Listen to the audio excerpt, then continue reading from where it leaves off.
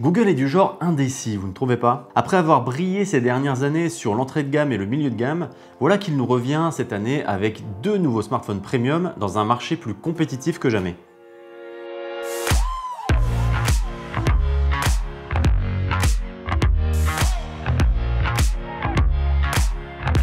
Bonjour à toutes et à tous, bienvenue sur Clubic. Vous l'aurez compris, aujourd'hui on va vous parler des Pixel 6 et Pixel 6 Pro, les deux nouveaux smartphones de Google avec lesquels on joue depuis plus d'une semaine et l'heure est venue de vous dire tout le bien qu'on en pense. Mais pour commencer, je vais tout de suite crever l'abcès, je n'aime pas le design des Pixel 6 et Pixel 6 Pro. Vous êtes peut-être comme moi, à la vue des premières images des smartphones, vous vous étiez imaginé des smartphones assez sexy avec leur coque bicolore et leur barre d'appareil photo original. Ça, c'est sur le papier, parce qu'une fois qu'on les a en main, c'est une autre affaire. Google n'est pas franchement connu pour son raffinement et ça s'illustre une nouvelle fois cette année. Les deux sont assez grossiers aux entournures, plutôt épais aussi, mais c'est bien le Pixel 6 classique qui s'en tire le moins bien et pour cause, vous avez vu la taille des bordures autour de l'écran? Clairement, Google n'a fait aucun effort et arrive même à faire pire que sur le Pixel 5 de l'an dernier. Évidemment, ça ne sera pas un critère pour tout le monde, mais disons que proposer un écran avec des bordures pareilles sur un téléphone haut de gamme en 2021, c'est un peu se tirer une balle dans le pied. Non, ce qui me chiffonne peut-être encore plus, c'est que le Pixel 6 Pro n'est lancé en France que dans l'unique coloris noir carbone. C'est la fête, du noir et du gris, on se régale. Mais pour les gens moins superficiels que moi, ce qui compte, c'est plutôt ce qui se trouve à l'intérieur des Pixel 6 et Pixel 6 Pro. Heureusement, sur ce point, Google ne déçoit pas. Vous le savez peut-être, mais c'est la toute première fois que Google utilise un chipset maison pour donner vie à ses smartphones. Grâce à Tensor, c'est son nom, il dit donc au revoir à Qualcomm et ne dépend donc plus d'aucun constructeur pour calibrer sa puce comme il l'entend. On n'entrera pas dans les détails techniques ici, mais voici ce qu'il faut en retenir. En optant pour une puce développée en interne, Google conserve un contrôle total sur l'allocation des performances de Tensor. En effet, les Google Pixel sont des smartphones qui reposent énormément sur l'IA. Entre l'omniprésence de Google Assistant et les capacités de photographie computationnelle de ces smartphones, il fallait aux Pixel 6 et Pixel 6 Pro une puce capable de suivre la cadence. Et c'est précisément l'objet du Google Tensor. Pour le dire autrement, les Pixel 6 et Pixel 6 Pro sont désormais capables d'opérer la majorité des tâches liées à l'IA en interne, sans avoir à aller demander de l'aide au serveur distant de Google. C'est bien beau tout ça, mais ça change quoi pour le tout venant? En réalité, pas grand chose. Smartphone haut de gamme oblige, les Pixel 6 et Pixel 6 Pro répondent au doigt et à l'œil et ne souffrent jamais d'aucun ralentissement. Qu'on se le dise, on aurait sans doute beaucoup de mal à faire la différence si ces smartphones étaient équipés d'un Snapdragon 888. Mais l'adoption de Tensor représente un pari d'avenir pour Google. Ce n'est là que la première génération de son propre SoC et quand on voit ce qu'est capable de faire Apple avec ses puces A15 Bionic, on se dit que le constructeur a vraiment fait le bon choix. C'est l'autre grosse nouveauté des Pixel 6 et Pixel 6 Pro, toute la partie photo a été revue, ou presque. Il faut se souvenir que ça faisait 4 ans que Google utilisait le même capteur photo sur ses smartphones Pixel. Cette année, on passe d'un module 12 à 50 mégapixels. Il est beaucoup plus grand, beaucoup plus lumineux et permet tout simplement de prendre de bien meilleures photos avant même que les algorithmes de Google ne viennent mettre leur grain de sel.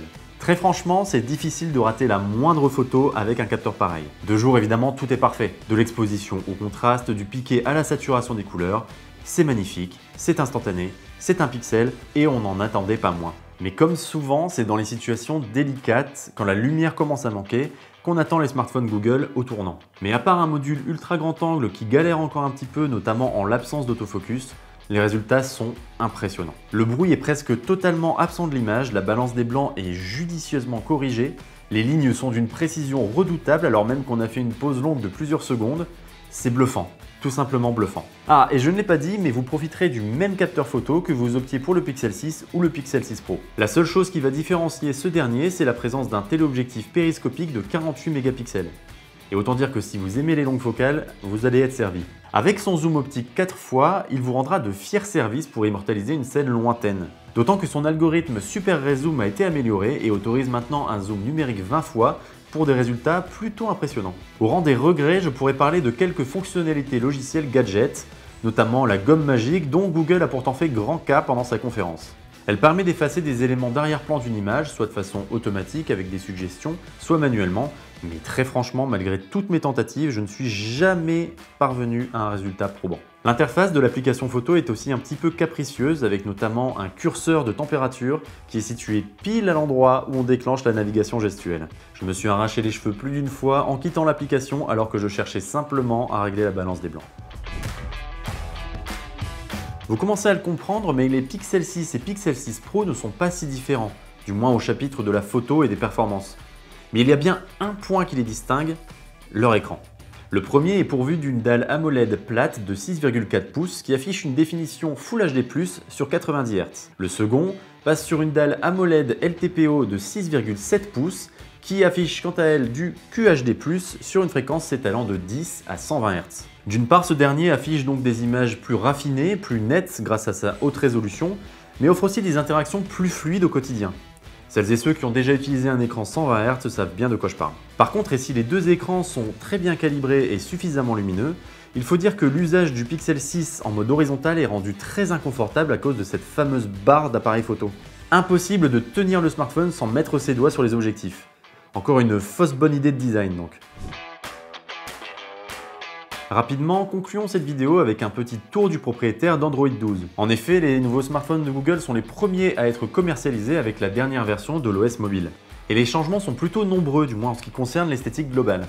Avec le nouveau langage graphique Material You, Google s'assure d'harmoniser la palette de couleurs de l'interface avec le fond d'écran sélectionné. Changer de papier peint permet donc de varier les plaisirs, mais aussi quelque part de redécouvrir l'intégralité de l'interface d'Android. Ça n'a l'air de rien comme ça, mais c'est vraiment une fonctionnalité sympa. Les widgets, panneaux de raccourcis et j'en passe ont également été revus et des nouvelles fonctionnalités de confidentialité ont fait leur apparition. Oui, je sais, j'ai failli mettre Google et confidentialité dans la même phrase.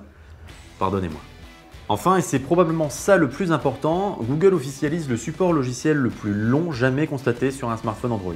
En effet, les Pixel 6 et Pixel 6 Pro pourront être mis à jour pendant 5 ans, contre 3 auparavant. Mais attention, on parle bien ici de mise à jour de sécurité. Pour ce qui est des versions majeures d'Android, Google ne parle toujours que de 3 ans au moins. Avec le Pixel 6 Pro, Google fait un vrai pas en avant pour s'imposer sur le haut de gamme. D'autant qu'il le fait à un tarif beaucoup plus doux que sa concurrence directe, à savoir l'iPhone 13 Pro. Tout n'est pas encore parfait, le design est encore un peu brut de décoffrage et je n'en ai pas parlé, mais la recharge est toujours limitée à 30 watts. On s'y fera et en plus c'est meilleur pour la durée de vie de la batterie.